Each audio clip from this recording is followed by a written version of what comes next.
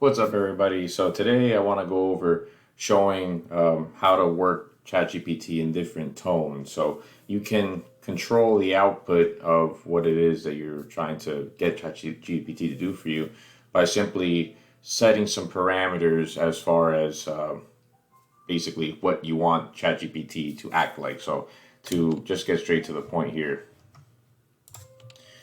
you are a top 1% salesperson working at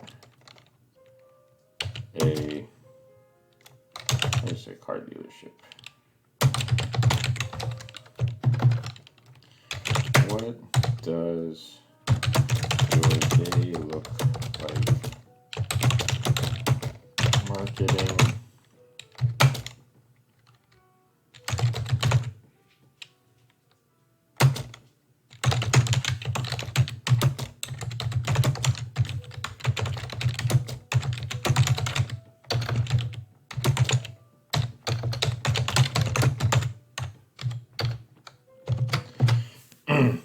so I'm gonna let it spit this out.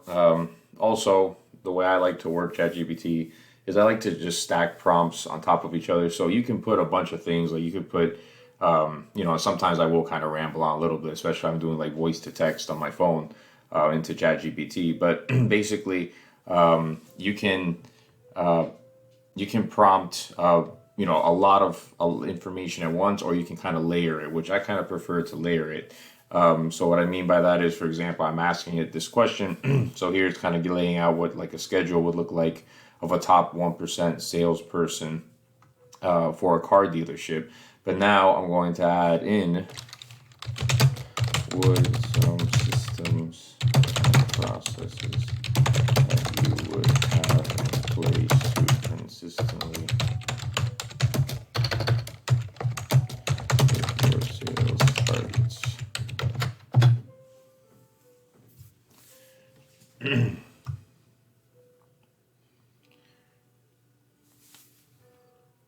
So by stacking up these prompts, you can lay out a roadmap for whatever it is that you're looking to do. So obviously in this example, it would be kind of like in the frame of mind if you're a car salesman and you're looking to be a top 1% performer at your dealership, what are some things that you might look to do? So you are a new freelance web designer.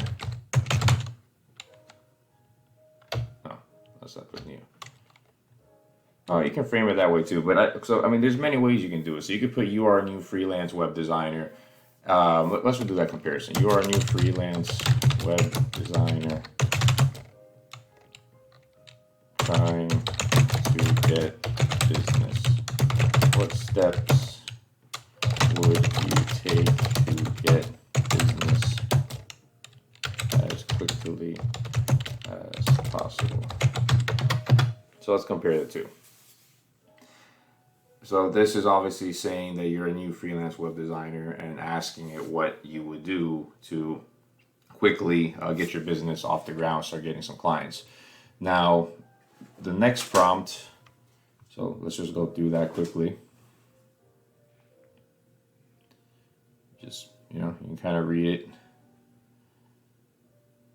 pause as you need to, and see what it says. But now, just giving the roadmap of what ideally you would need to be doing. Sorry, I got my little assistant here, my cat, digging into some boxes I have here. Of course, cats love boxes. So let's now compare that to you are a top freelance web designer in your city, and in your city you can specify it to your city. So if you want to say like the city that you're in, so Miami, Florida, what does your day look like and how are your processes to perform at a high level?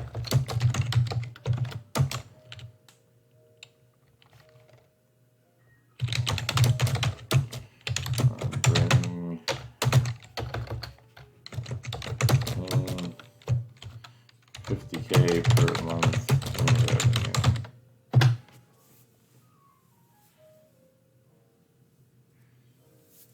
So again, going to, as the already successful freelance web designer, your schedule, laying out what you're doing, obviously, already saying what it is that you do, or what you would do in your POV to be able to hit a high level.